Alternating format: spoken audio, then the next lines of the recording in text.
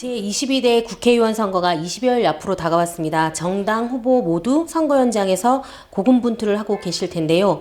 제주도 인터넷 신문 방송 기자협회에서는 총선에 출마하는 이 후보들의 자신의 공약을 유권자들에게 알려서 선택의 기회를 제공하기 위한 시간을 마련했습니다. 오늘은 제주시 을선거구 녹색정의당 강순아 예비 후보님을 만나보겠습니다. 후보님 안녕하십니까? 네, 반갑습니다. 안녕하십니까? 네, 이 강순아 예비후보님께서는 네네. 후보들 중 가장 젊은 후보이시기도 하고 또 여성 후보로는 유일하십니다. 네. 이 비정규직 노동자이자 엄마로서 좀 도민의 삶을 바꾸겠다라는 네. 의지를 피력을 하셨는데요. 네. 이 진보정당 후보로서 각오 한마디 부탁드리겠습니다. 제가 실은 기탁금 할인을 받았습니다. 네, 만 네. 39세여서 네, 이제 청년으로 해서 이제 기탁금 할인을 받았는데요. 지금 고물가 그리고 높은 임대료 낮은 임금 그 틈바구니 안에서 점점 청년들이 이제 제주를 떠나가고 네. 있습니다.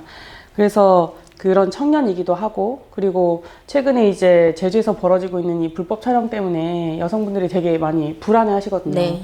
그래서 성평등 강사를 또 하고 있는 여성 후보이기도 합니다. 그리고 최근에는 무엇보다도 이제 비정규직 노동자로서 지금 요양보호사 일을 같이 하고 있는데요. 그리고 저는 미래에 우리 아이를 키우고 있다라고 또 자부하기도 합니다. 그래서 이 사회를 정말 당사자가 바꿔봐야 되겠다라고 하는 고민을 하게 됐고요. 무엇보다도 지금 경제 성장이 덜 돼서 우리의 삶이 힘든 것이 아니라 결국은 부의 배분을 이 분배를 어떻게 할 것인지에 대한 제대로 된 설계가 없기 때문에 우리의 삶이 되게 힘들고 여러 문제들이 발생하고 있다고 생각합니다. 그래서 그런 이제 사회에 제대로 된 정치를 실현해보고자 이번 22대 총선에 출마하게 되었습니다. 네, 이제 사회에 수많은 오진을 하고 있는 제대로 처방 못 네, 내리는 맞습니다. 증상 완화를 위한 정치를 네, 끝장나겠다. 네, 이런 맞습니다. 의지이십니다. 최근 지역구 곳곳을 돌아다니면서 많은 유권자분들을 만나고 계실 텐데요. 네. 지역 유권자분들이 어떤 얘기를 많이 하시나요? 요즘 사실 경기가 많이 힘들지 않습니까? 네, 맞습니다. 최근에 이제 해녀분들을 만나 뵀었고요. 요새 그 해신제를 하는 기간이라서 해녀분들이 바다에 들어가면 잡을 게 없다. 그래서 이번 해신제는 진짜 더 정성 들여서 하게 된다라고 하는 말씀을 하시고, 농민분들은 비만 와서 농사 짓기가 정말 힘들다라고 하는 얘기를 하세요. 그리고 정말 자영업자분들을 만나 뵈면 IMF 그리고 코로나 때보다 더 힘들다라고 하는 말씀을 많이 하시거든요. 결국은 이 제주 내에 내수를 다시 되살릴 수 있어야 된다라고 하는 고민을 하고 있고요.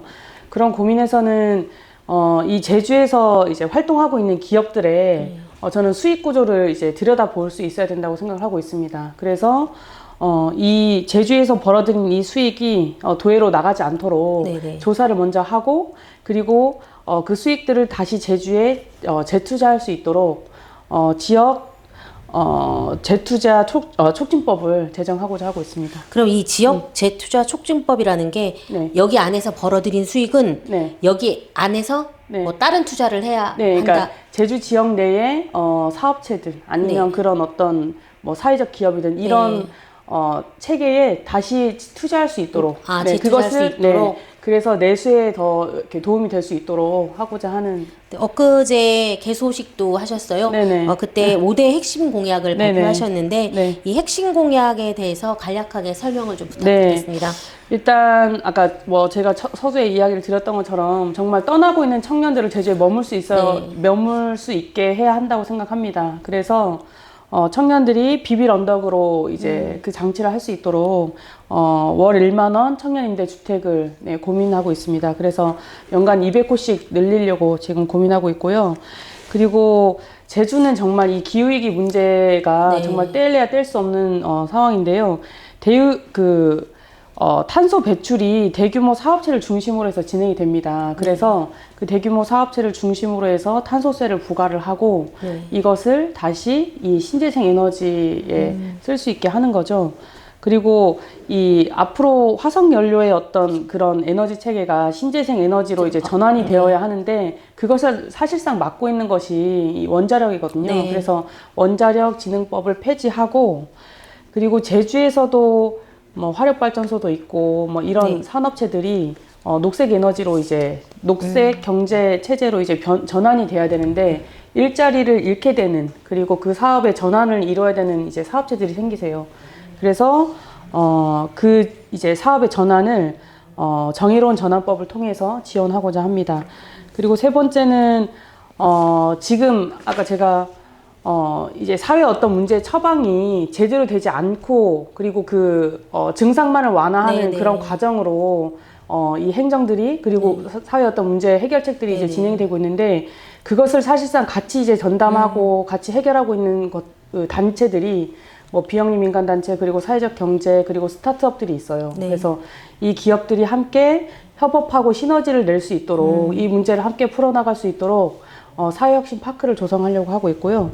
그리고 네 번째는 실제 5인 미만 사업장이 제주에 제일 많아요. 네, 전국에서. 맞습니다. 네. 그래서 이 5인 미만 사업장에 근로기준법을 적용시키고 이제 근로기준법에서 이제 보장받지 못하는 그런 차별해서 네. 이렇게 노동자들을 더 그 권리를 이제 인정하게 하는 건 거죠. 그래서 일할 권리를 보장시키고자 하고 있습니다. 그리고 다섯 번째는 돌봄 문제인데요. 이 돌봄 상당히 중요한 것 네, 같습니다. 매우 중요한 문제고, 지금 다 개인에게 맡겨져 있는 네. 시스템이고, 그리고 학교에서 역시도 같이 그 역할들을 해야 되지만, 결국은 저는 지역에서 이 돌봄을 함께 책임져야 된다고 생각을 합니다. 네. 그래야만이 아이들의 돌봄, 그리고 노인들의 돌봄 함께 이제 이걸 문제를 해결할 수 있다고 생각을 하기 때문에, 일단 그래서 육아휴직을 의무화해야 한다. 그리고 통상임금의 100%를 함께 줄 수 네. 있을 때 그 육아휴직을 자유롭게 쓸 수 있다라고 하는 생각을 하고 있고요. 그리고 마을에 공동체의 돌봄이 실현이 돼야 되는데, 그래서 마을 부엌을 지원하고 이제 지원할 수 있도록 하려고 하고 있습니다. 그리고 병원비 100만 원 상원제로 의료 돌봄 역시 함께 동반될 수 있어야 된다라고 고민하고 있습니다. 그러니까 돌봄하고 노인하고 네네. 이 병원비 같은 의료 돌봄하고 같이 네네네. 함께 실현돼야 맞습니다. 된다는 말씀이시죠. 그리고 혹시 또 이 육아 휴직 의무화 네네. 뭐 이런 거는 당연히 5인 미만에도 적용이 될 수 그렇죠. 있게 추진을 네. 하시는 거죠? 왜냐하면 5인 미만 사업장 역시 이제 근로기준법이 적용이 돼야 네. 이 육아휴직이든 출산휴가든 이것을 쓸 수 있는 기반이 되기 때문에 네.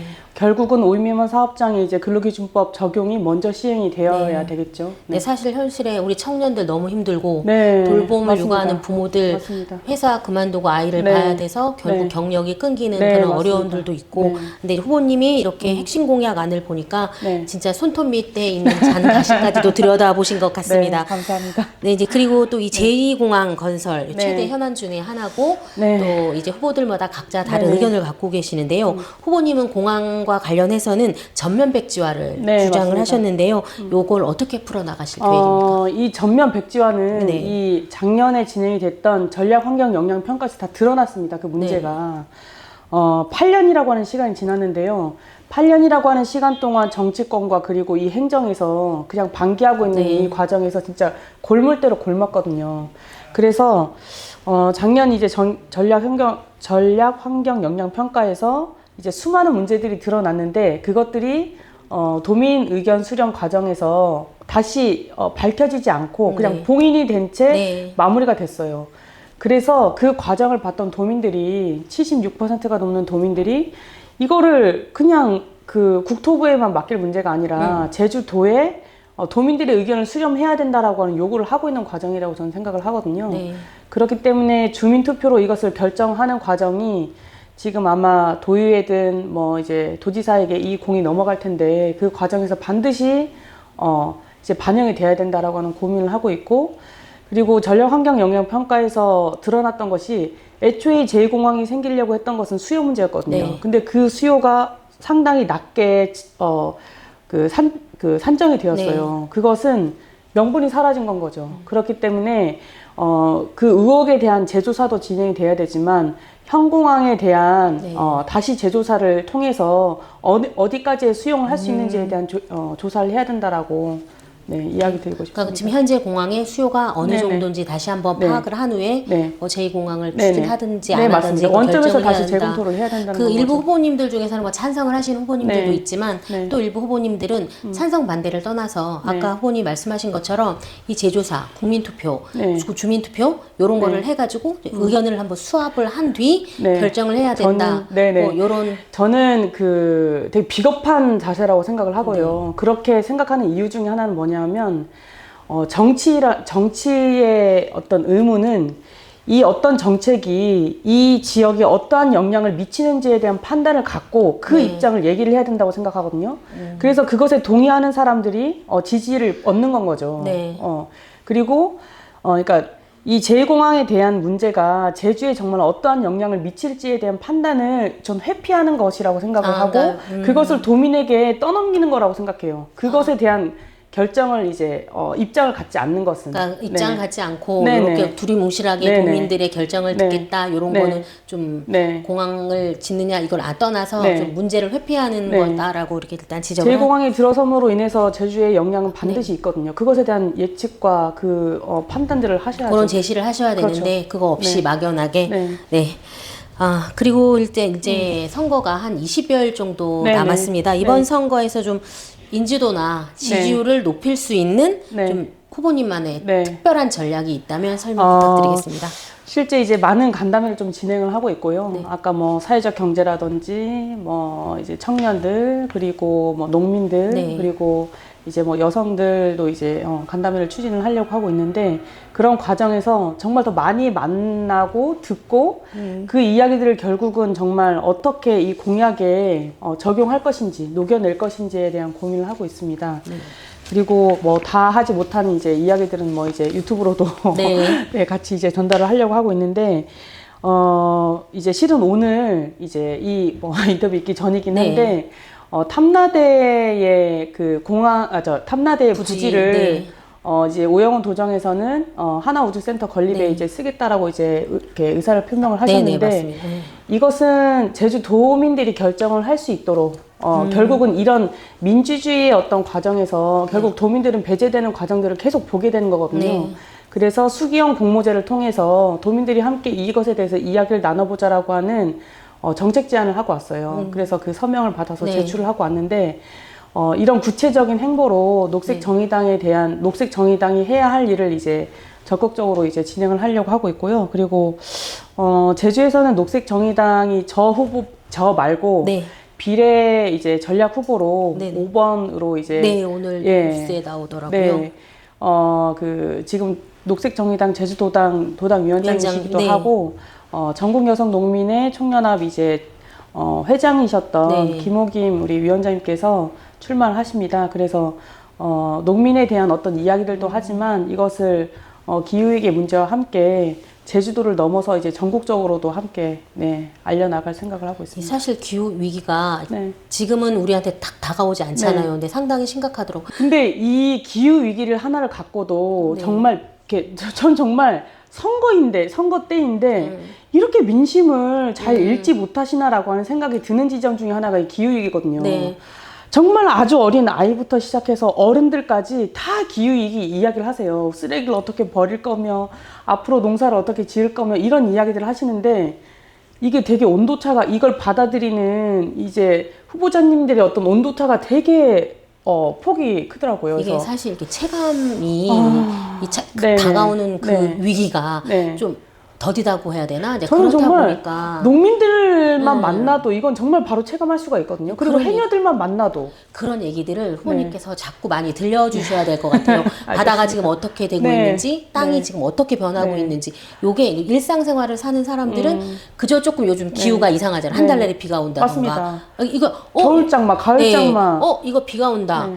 맞습니다. 너무 지겨워. 맞습니다. 이게 이거지? 기후 위기가 와서 네. 우리 지구를 망치게 될 것이다. 여기까지 접근하기는 아직 네. 좀 힘든 것 같아서. 저는 그래서 기후 변화가 아니라 네. 지금 기후 위기라고 이야기하고 있는데 저는 기후 재난까지도 이야기할 수 있는 네. 그런 우리가 목전에 서 있다라고 생각을 하고 있고 근데 문제는 그 문제가 당장 우리 피부로 맞습니다. 느꼈을 땐 네. 늦은 상태가 되는 건 거예요. 그런다고 하더라고요. 그래서 지금 그런 체계를 만드는 과정에 예산이 투입이 되어야 하고 네.